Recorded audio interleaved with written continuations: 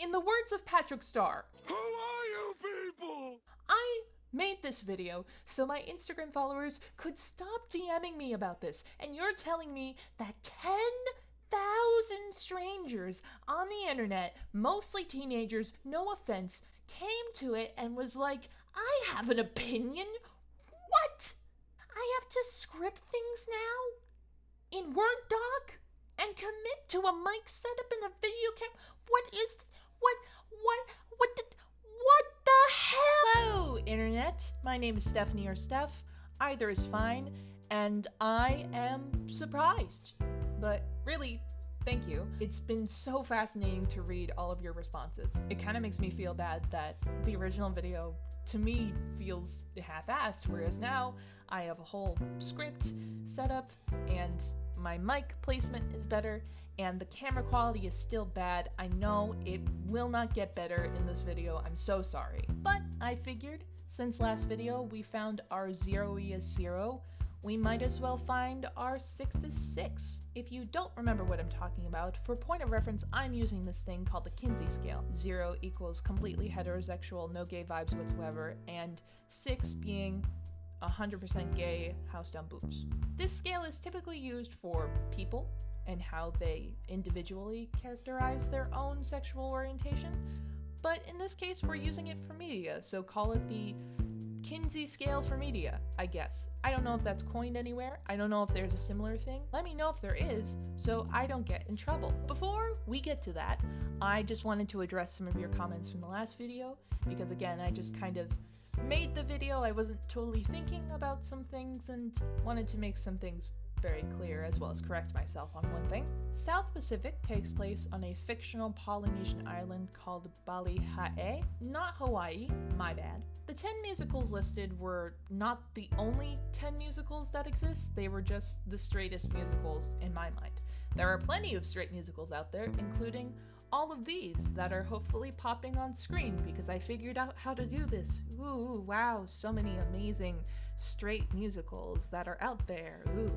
But most of these musicals don't really have love or romance at the forefront of their plot, and I wanted to find the 10 that were the most straight agenda of musicals, so that's what that list was about. I don't know if I need to say this, but your argument can't be, I think it's gay because I think it'd be cool if they changed it to make it gayer. That's not how this works. It goes thesis, evidence, explanation of evidence, explanation of how evidence connects to the thesis, in that order. The evidence I am using in this case is the text, which is tangible, unlike potential rewrites, vibes, and headcanons.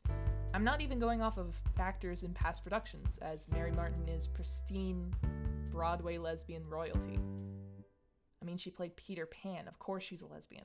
This might be hard to stomach, but straightness and misogyny are not the same thing. They can go hand in hand, but in terms of what is the most straight, that's not necessarily what I'm looking for. Misogyny doesn't really add to making something straighter in my eyes. Some of you in the comments, as well as on the original Instagram poll, mentioned a show called Carousel, which features a main character named Billy Bigelow, who is not a good person, we'll just say that. His abuse of his wife and the treatment of the people around him in his life, to me, are not results of straightness so much as they are misogyny. He is expected to be a provider and a caretaker when he clearly can't handle the pressures of that. That doesn't excuse his actions, of course, and that certainly doesn't make him a redeemable character as much as the show tries to convince me. But that mentality for me isn't exclusive to straightness. And we will get to that later. I also never said that the characters in these musicals couldn't be queer. Their queerness just can't be integral to the plot in any way. I brought up the engineer in Miss Saigon because you could make him queer if you wanted to, but it wouldn't add anything to the story at all. Same goes for Sky Masterson. He could be bi, but that wouldn't add anything to the story. Nicely and Benny, though, having a title song complaining about how women are distracting their buddies, they're looking at adoption papers in my mind. But I will give y'all points for pointing out that Nathan hasn't married Adelaide in 14 years, although I suspect that's more of him being emotionally inept and broke than anything else. But he does hang out with the fellas quite often. Now, y'all did bring up a lot of shows in the comments, and when looking at them, I actually think there are 3 shows that should actually be in the top 10. I had a secret rule for no movie musicals simply because I wanted the idea to be that any sort of revival of the shows on the top 10 list couldn't be done with a queer reimagining. Remakes are a different beast, and I'm not touching them, so sorry, The Greatest Showman fans, I'm not counting it. You don't have a stage adaptation yet. But a movie that I didn't think had a stage adaptation was Seven Brides for Seven Brothers. It lasted for 3 previews and 5 shows on Broadway, but still counts. And it still keeps the original plot points of the movie, which, oh boy. A man goes into town finding a wife. He finds a random woman who he asks to marry, and she agrees for some reason. They go out to his cottage where she meets his 6 other brothers and expects to cook and clean for all of them. She, in the middle of cooking and cleaning, accidentally teaches them etiquette, and when the boys learn of the town where she hails from, they sneak into the town and kidnap 6 other women. When the parents of said men get a little mad that their children were kidnapped, they find the cottage, only to find that there is a baby in the cottage. When asking whose baby it is, not knowing that it is the titular lead of his love interest baby, all of the girls, pitying the men, say it's their baby, thus creating a bizarre shotgun wedding finale. Is this even a show? It just feels offensive at this point to everybody involved. And when talking about this with a friend, turns out there is a character, Gideon, who you could argue is gay because he has a line about not understanding women and enjoying wrestling with his brothers. So he could be gay, struggling, but could be gay. Still, who am I to argue with 13 out of 14 main characters?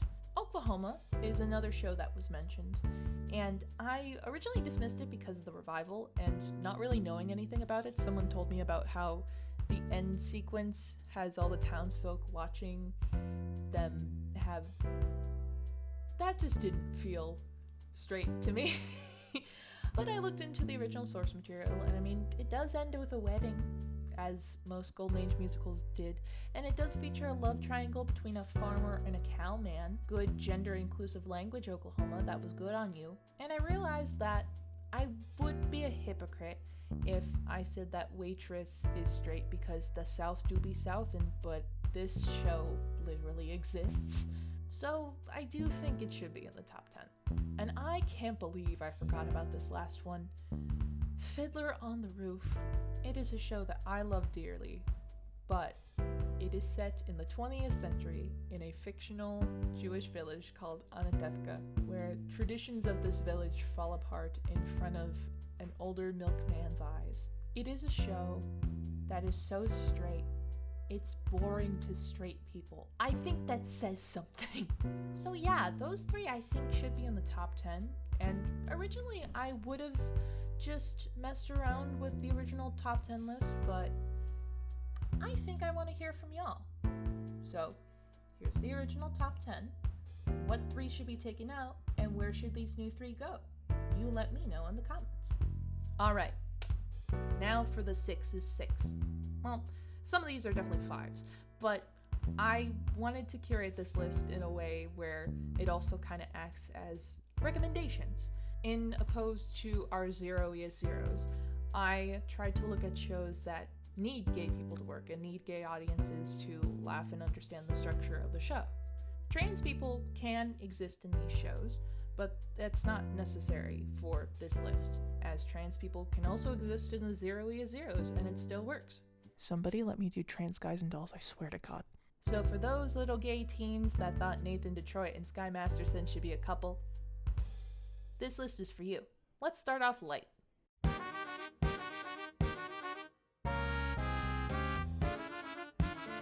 A Year with Frog and Toad is probably the cutest children's musical you will ever see in your life. It is catchy, it is fun, I love it so much. It's number 10 because it's not the most explicitly queer show. It doesn't necessarily even mention queer characters. However, Arnold Lobel, who was the original author for the Frog and Toad's books that the show is based off of, was a gay man, but never formally came out to his family. His daughter theorizes that these books were a way of him coming out in his own life. Frog and Toad, the two main characters in question, are characters that live together. They bike together, they eat together, and they enjoy their time together. All the characters in the show have to be cool with that. So it's very subtle in its queer storytelling, but I still put it on the list. And now for something that is not for a child at all.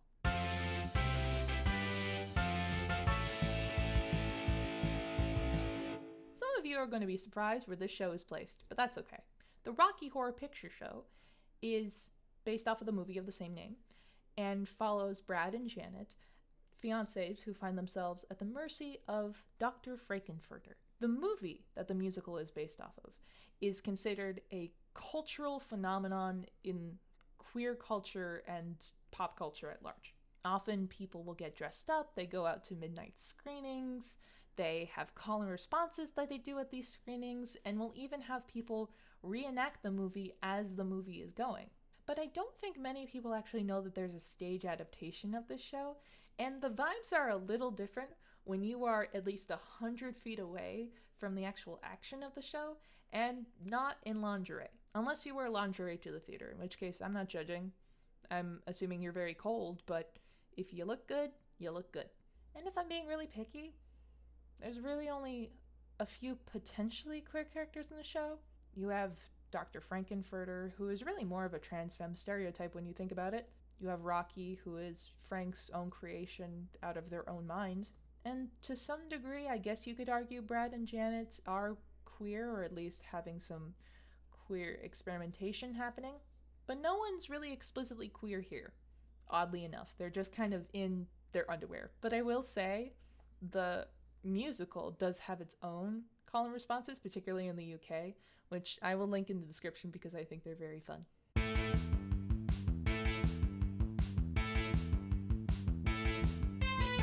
Head Over Heels is a Go-Go Girls jukebox musical based off of Philip Sidney's 16th century romantic epic Arcadia. That premise alone is convoluted enough where I know it was not created by straight people. But what about the story? Well, it's still pretty gay. There's a lesbian couple, a man who disguises himself in drag to flirt with his crush, and a non-binary oracle who was the first canonic non-binary character on a Broadway stage. Not necessary for our purposes, but I mention it because it is a cool, fun fact. This has been Cool Fun Facts, starring me, a cool, fun person. This might be higher, but if I'm judging it based off of the text, the songs were not meant for storytelling. They were just kind of meant for funsies. That's what makes it so hard to judge a jukebox musical. But for this next show, the songs were absolutely meant for storytelling purposes. And to any parents or teachers watching with children potentially, I am about to ruin this child. I am so sorry.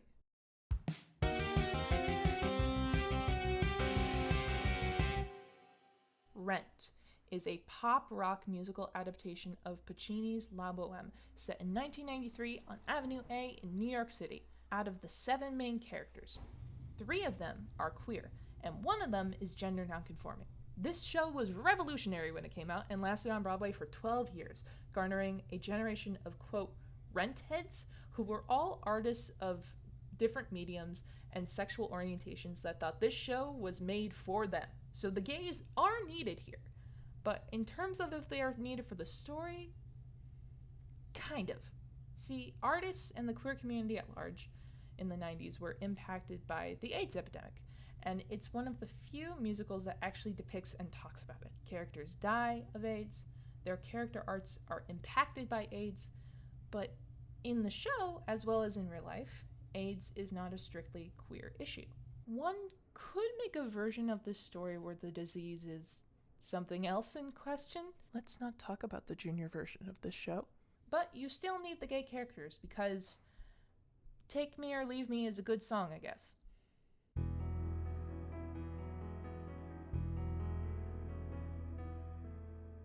Next is a musical that was mentioned quite a bit when I did a poll last Sunday, and that was Bear, a pop opera. The show concerns self-discovery, love, drug abuse, and mentions of suicide. Now, I didn't have time to look into this one that much, but this is the first show on the list where the gay characters are in the forefront, not the background. And that theme is going to stick for the rest of the list.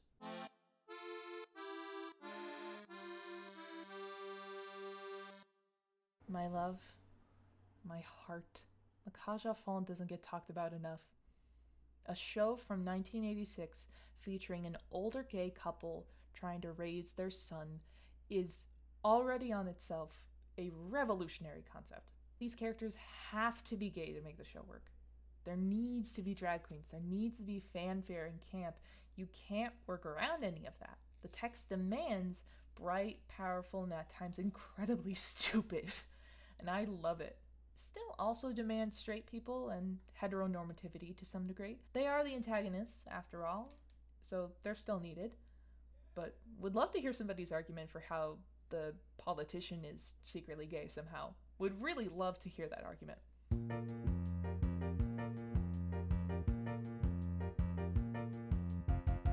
Hey, remember how I said that gay people can be abusive too? Case in point, Falsettos is a musical about Marvin, a horrible man, awful human being, do not like him, 0 out of 10, who leaves his family to be with his male lover, Wizard. Funny 90s name aside, you need gay main characters in order for the show to work. You also need the lesbians next door that come in Act 2, but I don't know how much you need them. I'm not really sure what their purpose is in the show, but they are fun. So that's 4 out of the 7 characters who are in fact queer, but you still need the straight people. A little less than in La Cage, but you still need them to make the show work. This show, in all seriousness, is one of my favorites, as it does have a lot of incredible things to say about love and relationships beyond sexual orientation, so I definitely recommend this one. I just don't quite understand if people thought Marvin was a good person for a minute. He's not. That's kind of the whole point. But moving on.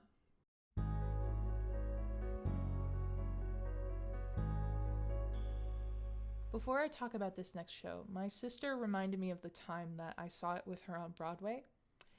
And I have to take a moment of silence for the family sitting in front of us with a small child watching, because that must have been the most awkward car ride home.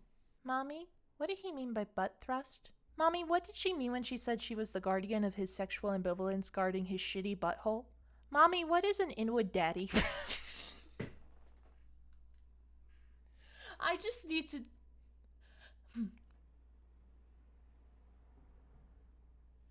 Okay. A Strange Loop is a musical about a black gay man writing a musical about a black gay man writing a musical about a black gay man, and so on and so on. Now, in the show, he has these characters called thoughts, which are essentially used to gauge his ideas as well as let the audience in on his backstory, his mental state, etc. The thing is, while he himself has to be black and gay, and all of the thoughts have to at least be black, there have been some casting choices where it is implied that the thoughts could be any gender and any sexual orientation.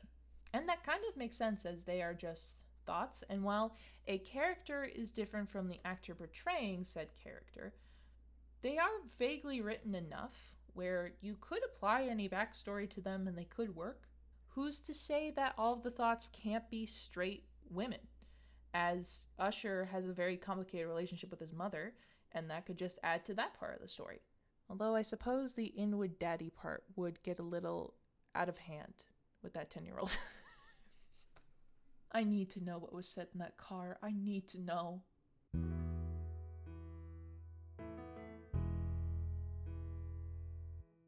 Zana Dont is a musical with 3 things: a matchmaker with a magical wand, a bunch of incredibly dated 2000s references, and a world in which homosexuality is the norm and heterosexuality is the thing that is ostracized. That is a pretty queer premise, and the jokes and structure of the show demand that it be seen by a queer audience. However, this show is kind of hard to rank based off of my criteria, just because technically, if I can spoil the show for you all, almost all of the characters are straight. In an ironic twist, the characters slowly come to realize that they are in fact heterosexual, and that the matchmaker cast a magical spell on them to make them think they were gay. I don't get the matchmaker part of the show, but regardless, you technically do need straight people in this show. They think they're gay initially, but they are straight. And there are two queer main characters in this show, that being the matchmaker and one other character, but I'm not sure where to put it on the list. Second feels right to me, but I would love to hear some sort of argument otherwise. Now, we have an assortment of honorable mentions for you all, because there are a lot of queer musicals out there, many that I don't think any of you know. Probably the most popular out of the honorable mentions at the moment is Death Becomes Her, which is probably one of the only shows I can think of that is marketed towards queer audiences, but the show itself is not explicitly queer. The only thing I could think of is that the Immortals are probably in a polycule, and that's about it.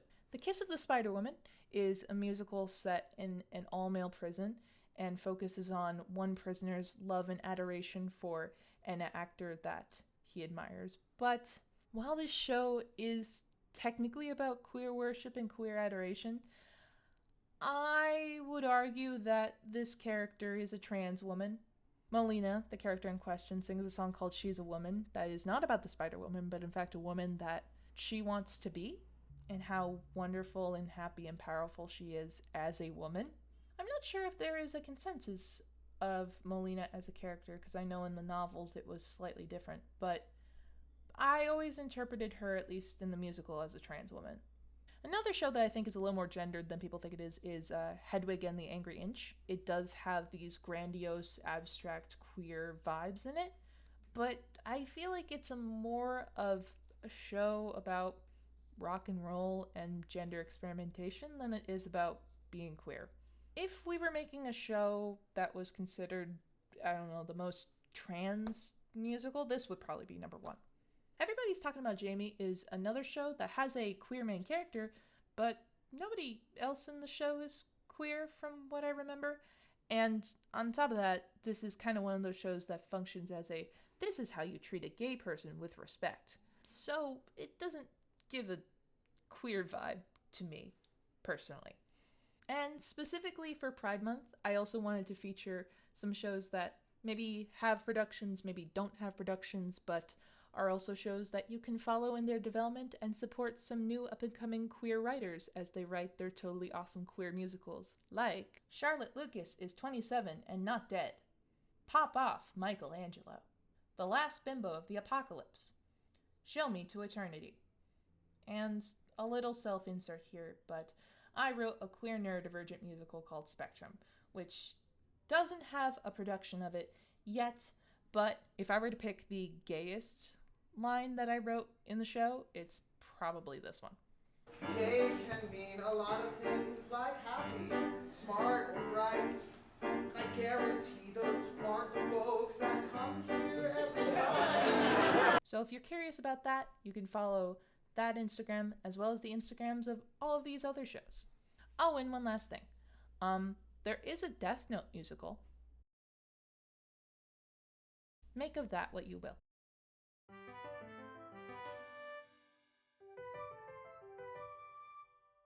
Now, I'm a little sad about number one. There was a part of me that wanted it to be something like Zana Don't or La Cage aux Folles, just because I wanted it to be a joyful show. I wanted it to be a show that celebrated queerness and that celebrated life.